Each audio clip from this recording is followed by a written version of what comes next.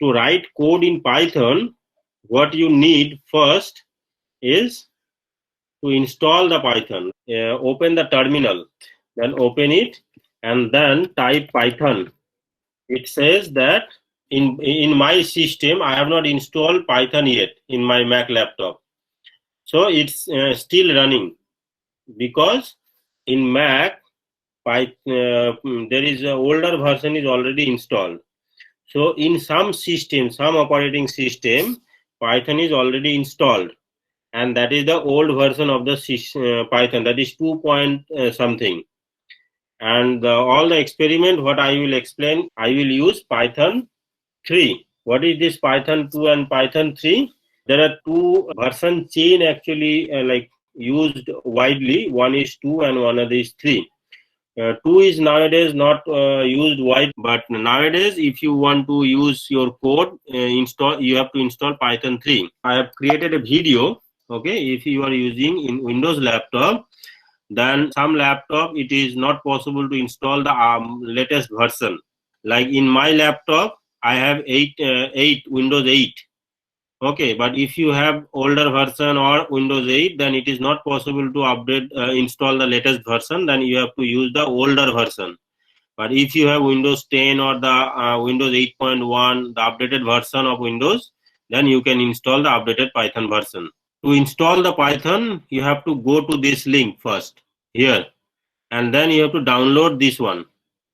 This is for Mac. If you are using Windows, then it will be for Windows. Like this, you can type Python, download, and then from there you can get the Google search and you can download the Python link, and you will come in this place. For the corresponding operating system, it will display this button. I have tried to download this one in my Windows, then it started downloading. Okay, like it started downloading like this, and you have to download the software and you have to install it. Now, when I have tried to install the software, it's giving error. What it says? It says one or more issue caused, the at least Windows 8.1 or Windows Server 12 are required to install Python 3.9.2. 64-bit. So if you have older version than this, you cannot install this one. So if it is not possible for you to install the latest version, in that case you just have to click this close button and go to the site again and click all releases. Okay, like here, click download and then click all release. Yeah, and then go down, you will get this different release. Okay, I just use 8.8, this one, Python 3.8.8. The source is available here at the end of this page. You will be able to get this software here and then download it and then install it. Just a simple installation.